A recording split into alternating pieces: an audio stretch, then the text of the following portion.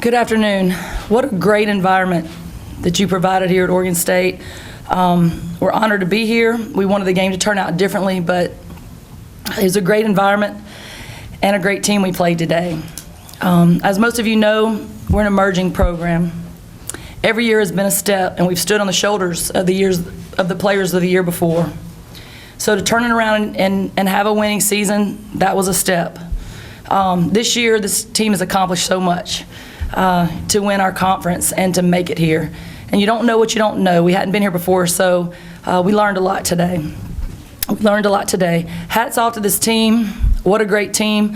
When I was scouting this team and I called other coaches from this conference, they all had the same reply. This is potentially a Final Four team. You know, so we knew it was a very good team we were coming here to play. As I mentioned earlier in the press conference before, the coach here has a footprint on this program. He has a definite thing he's doing here, and we tried hard to prepare for it. But even our practice squad doesn't compare with the length that these players have. So we had nothing to go against. I told my coaches before, I wish we could just have one practice against this team. Then we could play a game, you know, then when we play the game against them, we would be very well prepared and we could make those adjustments. But it's the longest team we played against, and by far the most accurate shooters and the best at reading screens and things like that. As far as my team, things could have been a lot different if shots would have fallen. But shots it had a lot to do with it. Shots didn't fall because of their length and how skilled they are. So hats off to them. When you're a scoring team like that, like us, that's what we hang our hat on, and you shoot 16%, you're not going to win a game, even against a bad team, much less against a very strong team like the one we played today. All right, thank you, Coach. We'll now open for questions for Kristen Emerson, who finished with 9 points, 8 rebounds, and 4 blocks in 19 minutes. Kristen? Gina Mizell from the Oregonian. Kristen, just what makes Oregon State's defense so challenging, and had you seen anything quite like that during the season up until this point? Not during this season. We've played some big teams before, but we didn't have anybody quite that size. Like she said, we don't have practice players like that, and they're not only are they tall, but they're very athletic, so they can move very well, and it's hard to do anything with that, especially guarding in the post. Their coaches did a very good job of teaching them to keep the ball high, so even if they never brought it down low for us to get to it. So.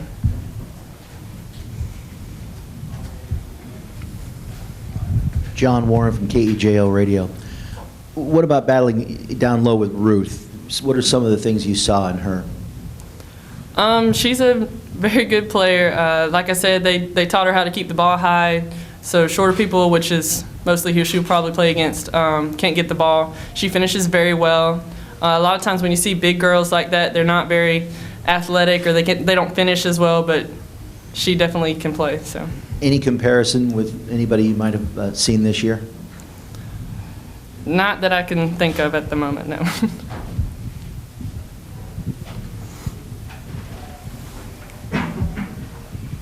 Kyle Odegaard with the Associated Press.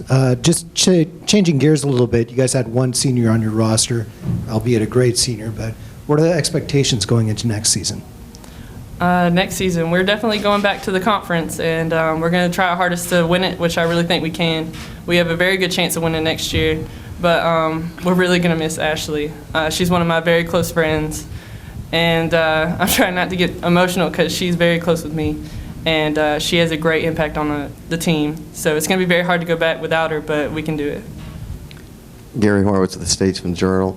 Kristen, like Coach Rigby was talking about with their size and everything, I know you're a full-court pressing team, but unless you score, you can't really get into that press. Do you think if you'd started a little bit differently, not that you would have necessarily won the game, but it would have been a lot closer, that you could have played more of the style you wanted to?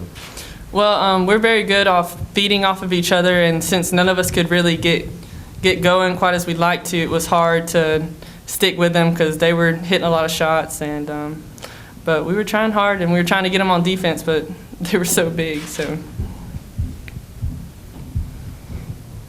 Just for the coach, besides going up tempo, how did the turnaround happen with the program?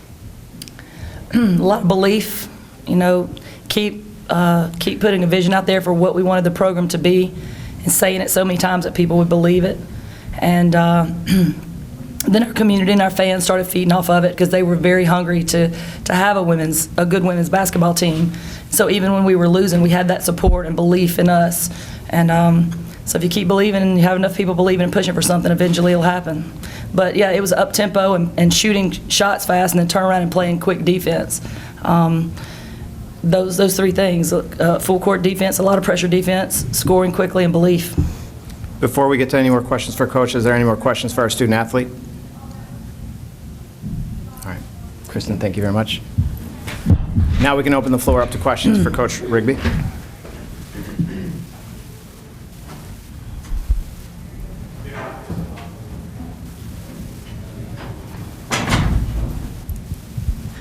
Coach, Kristen kind of just mentioned how your players feed off each other, and it's tough when nobody's really getting going. Just what do you try to do in game, or what were you trying to do in game as far as making adjustments, maybe trying to get somebody going, or how did you kind of go about that throughout the game?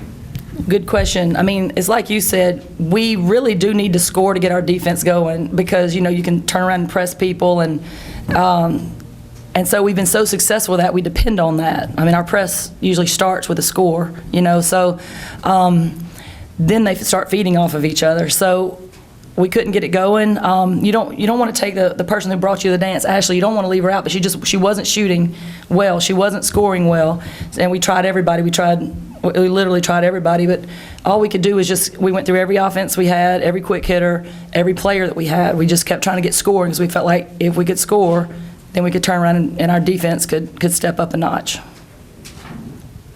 Coach, did the size overall, even at the guard position, all the different positions, just overwhelm your team and the Beavers' strength?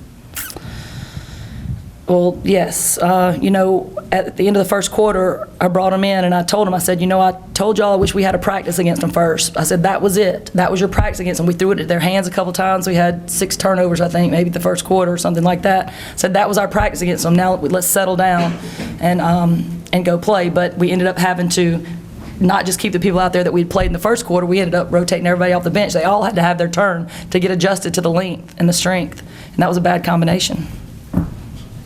And you mentioned the atmosphere. Could you talk a little bit about that and how that experience for your kids will help going forward?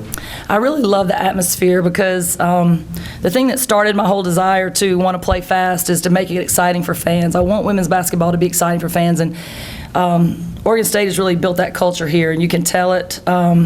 It was fantastic. We hated to lose today. We hated to come over here and lose this game today, but it's been a great experience, not only to be the NCAA tournament, to be here on this campus, and it's been a great experience.